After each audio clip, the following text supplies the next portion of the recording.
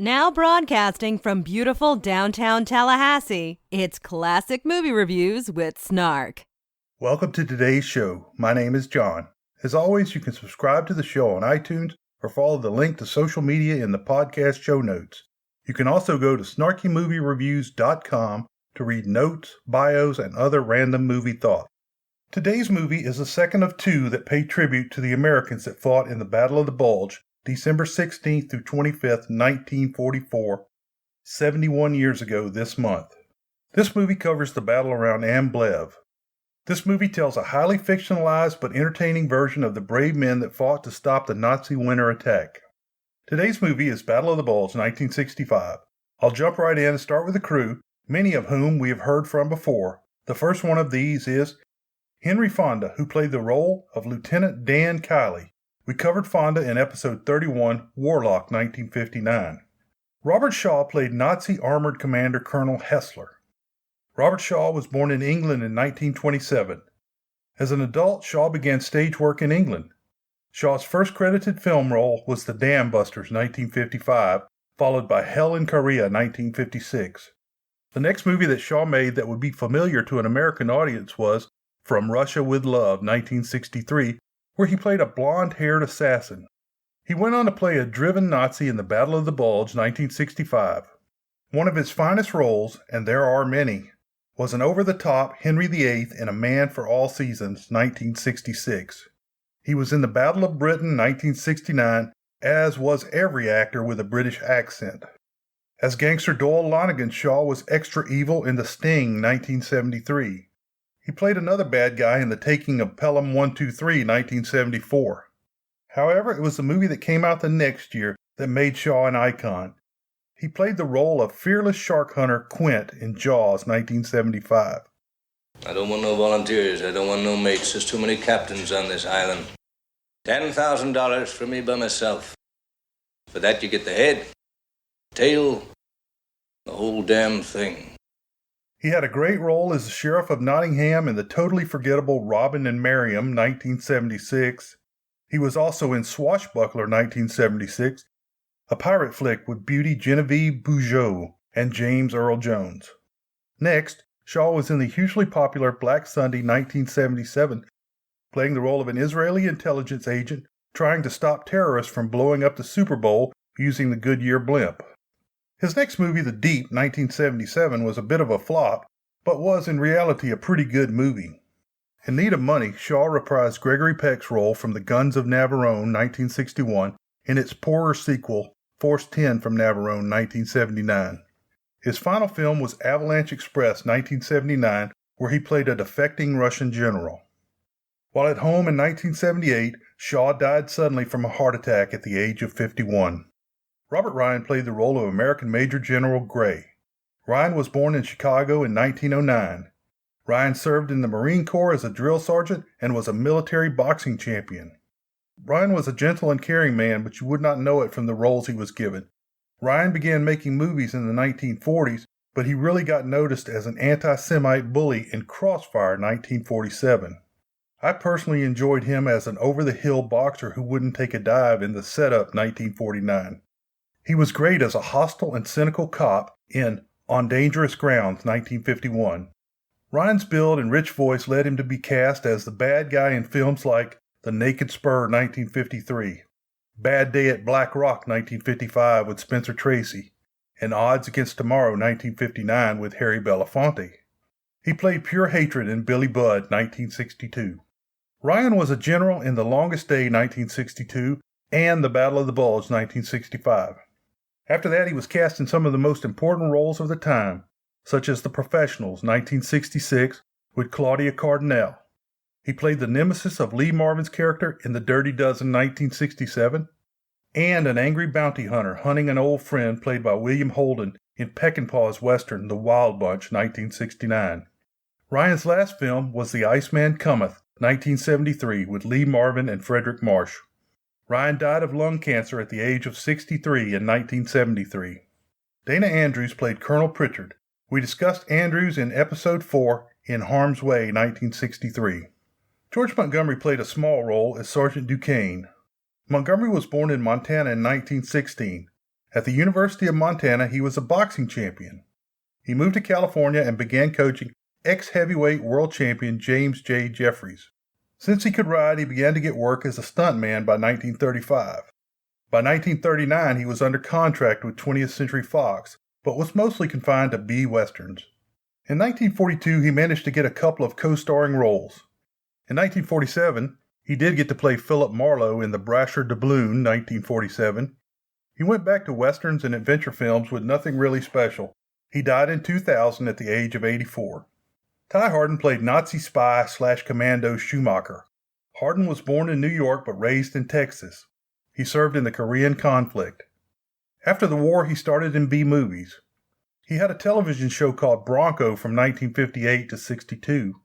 He then made a spate of movies: Merrill's Marauders, 1962, The Chapman Report, 1962, PT 109, 1963, Wall of Noise, 1963, Palm Springs Weekend, 1963, and Battle of the Bulge, 1965.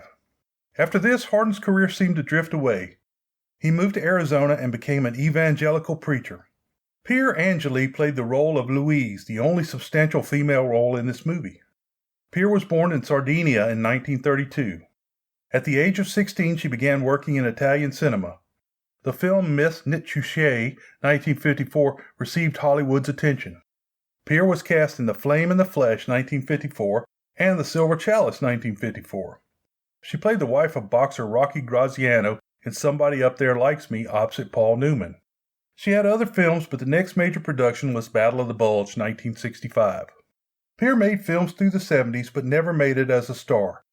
Her last film was Octomon, 1971. In September 1971, she was found dead from a barbiturate overdose. She was 39 years old. Charles Bronson played American Major Walensky. We covered Bronson in episode 17, Hard Times, 1975. Hans Christian Blech played the war-weary German Sergeant Conrad.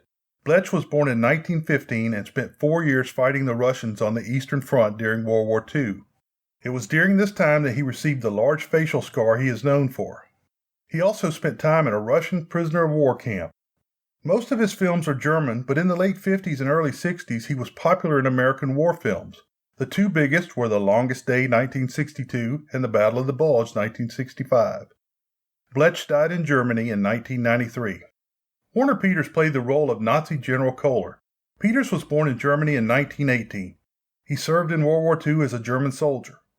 Following the war, he became a serious actor and moved to the West in 1955. He specialized in playing Nazis and spies. He had over 100 films and television credits when he died in 1971 at the age of 51. James MacArthur played American Lieutenant Weaver. MacArthur was covered in episode 27, The Bedford Incident, 1965. Karl-Otto Alberty played German infantry commander von Dippel. Alberty was born in Germany in 1933. He was an amateur boxer before he started acting. He was a well-known star in Germany. When he started making movies for the West, he remained a supporting player. Alberty is known for The Great Escape, 1963, Battle of the Bulge, 1965, and Raid on Rommel, 1971. Telly Savalas played American Tank Commander Sergeant Guffey. Savalas was covered in episode 30, The Birdman of Alcatraz, 1962. Story. This is a long movie. It has an overture and an intermission. The movie begins with Lieutenant Colonel Dan Kiley, Henry Fonda, flying in a bird dog looking for the German army. The general feeling is that the war is over and the Germans are beaten. They see a German staff car driven by German Sergeant Conrad, Hans Christian Blech, and carrying Nazi Colonel Hessler, Robert Shaw. Conrad's nerves are shot from the war and he runs the car off the road as the plane buzzes him. Colonel Hessler is taken to a bombed-out German city and is taken into an underground complex. He meets with Nazi General Kohler, Werner Peters. Kohler shows Hessler German jets and rockets that are in production and a model of the King Tiger tank. The new 70-ton King Tiger tank. It has 2.5 times the firepower and double the armor of the American tanks. Now, Germany is far from finished, soon as that. A very beautiful model, General. It proves that the Germans are still the world's best toy makers. As the two Germans head down the hall, American GIs run in and order the Germans to halt. It is actually a practice raid by German commandos headed by Schumacher, Ty Hardin. Hessler also meets Commander von Dippel, Karl-Otto Alberty, who will lead the infantry in the planned assault. Kohler briefs Hessler on the mission and the timetable. He is also informed that the Allies won't be able to fly because of the weather. When Hessler asks what will he fight with, he is shown a motor pool full of King Tiger tanks. Like a great Nazi, he salutes and says, "It can be done." Or he says, "It can be done." We switch back to Ambliv, where the American headquarters of Major General Gray, Robert Ryan, is located. Lieutenant Colonel Kiley, a draftee and former police investigator, is trying to convince General Gray that an attack is coming. Colonel Pritchard, Dana Andrews, who is regular army, shuts him down at every pass. Gray has an intelligence report that the Germans are gathering English speakers. Kiley's photos show Tiger tanks in the woods. In the middle of the meeting, headquarters sends a message that Patton is attacking in the south. Gray has enough sense to send Kiley to the front line to grab some prisoners. Hessler and Conrad are having dinner and talking. Conrad has questions about the mission, and Hessler gets pissed. Like General Gray, Hessler listens to his subordinate enough to check out the commanders. When they sing a patriotic song, Der Panzerlied, Hessler is convinced the inexperienced troops can accomplish the mission. Next, we see a tank heading down the road with wine, cigarettes, and other contraband tied to it. The commander of the tank is Sergeant Guffey, Telly Savalas. Guffey is more concerned with making a profit than winning the war. Kiley goes to the front line and finds Major Walensky, Charles Bronson, in a bunker. We also meet gung-ho Sergeant Duquesne, George Montgomery, and rookie Lieutenant Weaver, James MacArthur. Kohler sends Hessler a prostitute, but he gets mad at her and tosses her out. Why was this put in the movie? Kiley and the patrol come back with prisoners. Pritchard is there waiting. He sees the prisoners as mere kids. All of the prisoners are carrying rubber hoses. Kiley says the troops could be planted, put in the front lines to fool the Americans. Kiley gets the info on Hessler so he knows who they are facing. The German commandos parachute behind the American lines. The attack kicks off with Hessler in the lead. The bunker, where Walensky is stationed, is overrun by the advance, but the men fall back to a fighting position. Walensky and Kiley blow up one Tiger tank, and Kiley gets to look inside. The tanks quickly overwhelm the Americans. Many are killed, but a large number are captured. The Americans were running like their tails were on fire and their asses were catching. At another location, Guffey and his tank prepare for action. They come up against the Tigers, but their rounds just bounce off. Duffy loses his tank. Sergeant Duquesne and Lieutenant Weaver get away in a jeep. Duquesne teaches the lieutenant to stay loose, take it easy. Back at General Gray's headquarters, everything is in chaos. Hessler is briefing his commanders in a mobile trailer when it hits a mine, and all but Hessler and Conrad are killed. Hessler makes the infantry go ahead of the tanks. Hessler is expecting Schumacher and the commandos to capture the Ore River Bridge. Back at General Gray's headquarters in Ambliv, the streets are crowded with military people coming in every direction. Kiley makes it back and gives Gray the bad news that a full-scale German attack is underway. Question now is, where are they going? Do you happen to have that information, Kiley? No, sir, but he does. Colonel Hessler. I found out he's the commanding officer of the Panzer Spearhead. When we know where he's going, we'll know the objective of the entire German attack. The enemy is probing at 5 points along an 85-mile front. With only that information at our disposal, how can you make the assumption that Hessler's column is the spearhead? The law of probability, Kiley? No, sir, the law of probability is against me. But in the absence of any other information, I have 1 chance in 5 of being right. I'd like to explore that chance.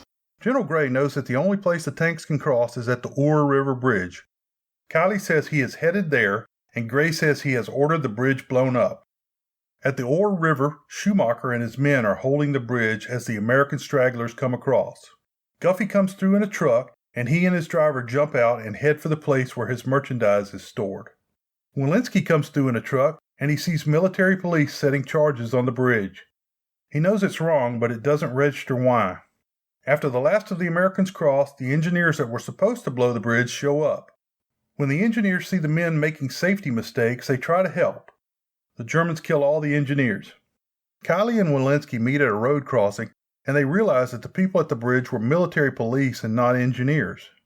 An American tank comes to the bridge and kills a lot of German commandos. However, they only hold it until the panzers arrive. Kiley and Walensky arrive at the hill above the Ore River Bridge and see the Germans crossing. Kylie takes a shot at Hessler, but the bullet ricochets and hits a truck window. The truck swerves and barrels fall into the river. Kylie watches them float away.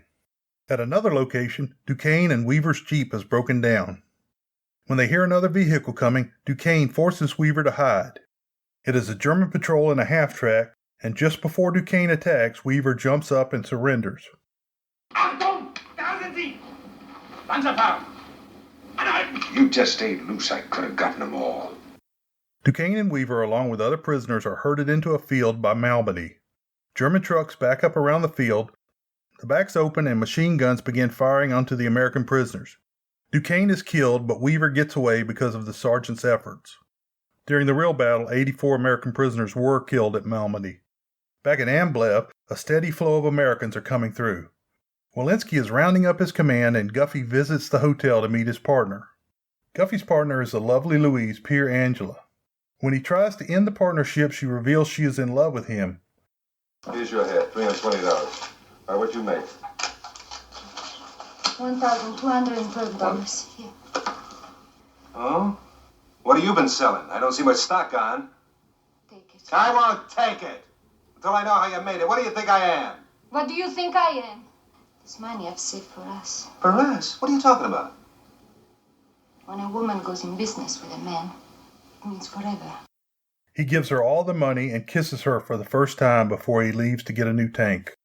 General Gray is evacuating his headquarters. When he sees an American private running by in total panic, Gray realizes that it is time for the Americans to make a stand. Hold it, soldier. Where are you running? The Germans are coming. Where's your rifle? Where's your outfit?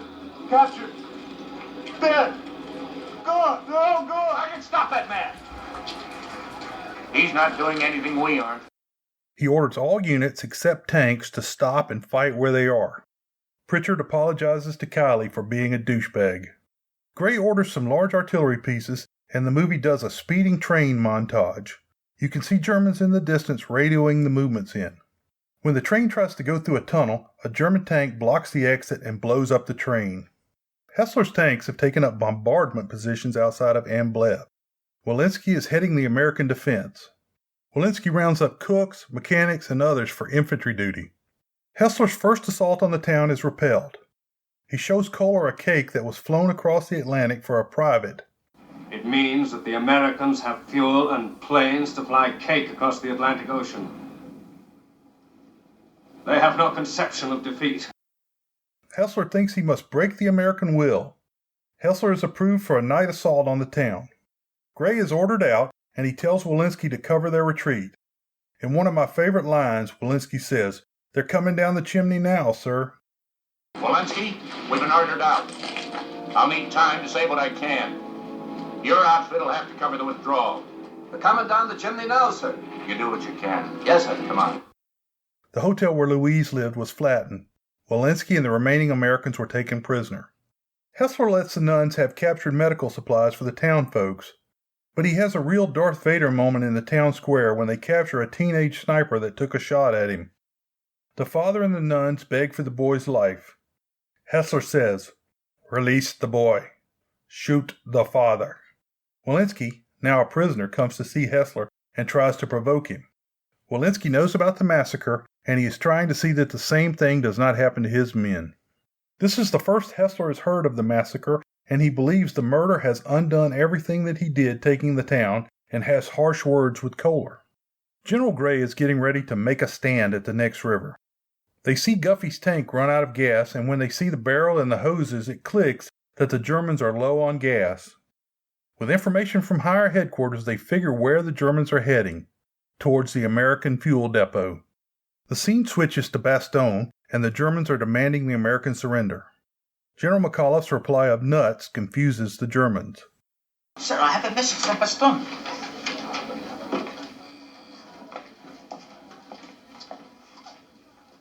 What is it? I don't understand it. From the American commander of Bastogne to the German commander. Nuts. Nuts.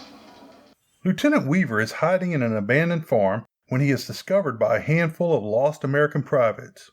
They ask if they should surrender, and he replies, "Surrender? No, stay loose. He now knows how to command, and he takes charge, making the lost privates into a fighting force. Gray establishes a new headquarters, and Guffey finds out that Louise is probably dead. Gray finally commits the American tanks to the battle. He knows the American tanks are inferior, but he wants to run the Germans out of gas. Hessler and Conrad have another fight. Conrad is reassigned to the fuel detail. During the night, the German column changes directions and the Americans can't find them. Kylie takes a flight in the overcast conditions. They cut the engine and hear the German column. The plane is hit by tank fire and crashes near the fuel depot. The pilot is killed and Kylie is knocked out. The men at the dump rescue Kylie and put him in a tent. The tank battle starts because Kylie called in the position before the crash. Gray's plan is working until Hessler realizes they are trying to run them out of gas. He and a number of tanks break off and head for the fuel depot. The turret is blown off of Guffey's tank, but he is unhurt, although the driver is wounded. Guffey drives the broken tank down the road until he runs into Lieutenant Weaver and the men from the abandoned farm. Guffey resists, but the new Take Charge Weaver takes command. The two groups join under Weaver's command and head for the fuel depot. When Guffey's broken tank and Weaver's men get to the fuel depot, they find that Schumacher and his remaining commandos have taken the fuel depot for the Germans. Guffey asks for fuel, and then on Weaver's signal, the Americans open fire and kill all the Germans. Hessler's tanks are moving up the hill towards the dump. Weaver orders the men to destroy the dump. What are you waiting for, Lieutenant? Let's go. Hold it! They're after the gas! We ought to blow it up. We can't set a match to all that. We got no orders, Lieutenant. Yeah, well, I'm giving the orders. Kylie staggers out of the tent and almost gets shot as a German. Kylie says, "Burn it," and Weaver says, "Don't worry, I know what to do." They start rolling open fuel barrels down the hill. They open the gas valve on a fuel truck, and Guffey's tank pushes over a stack of barrels. Weaver sets the hill on fire with a grenade. Guffey happily shoots the tankers as they run from their burning tanks as revenge for Louise. Hessler's tank is the final one moving up the hill, but the tracks are becoming mired in the gas-soaked mud. When a barrel hits the tank, Hessler melts. General Gray shows up just after the action ends. A staff officer says they have abandoned their tanks and are walking back to Germany. German Sergeant Conrad throws away his rifle and slings his pack over his back like a schoolboy as he heads home. The end. There's a ton of stuff wrong with this movie, like wrong equipment, blue skies, rolling hills instead of forests, but I don't care. Most of the stuff that they showed in this movie never really happened. There were German commandos, a massacre happened at Malmedy, McAuliffe said nuts, the Germans attacked, and the Americans won was about all they got right. I don't care. To me, this is a coming-of-age story, and I enjoy it every time I watch it. Or it could be that American draftees are better than Nazi professionals. World-famous short summary? Guy comes of age set against the backdrop of the Battle of the Bulge. Okay, folks, it's time to sign up for my email list, as the free EPUB for subscribers will be released in early January. It's around 200 pages, has 50 reviews that are cleaned and cross-referenced, and original artwork. If you want a copy, it's completely free to list members. Okay, so if you enjoyed this week's show, please tell your friends, and if you really want to help, drop over to iTunes and give me a review. If you want to comment, recommend a movie, or just say hi, follow the links in the show notes to my site. I have SpeakPipe so you can leave audio feedback as well. Beware the Moors.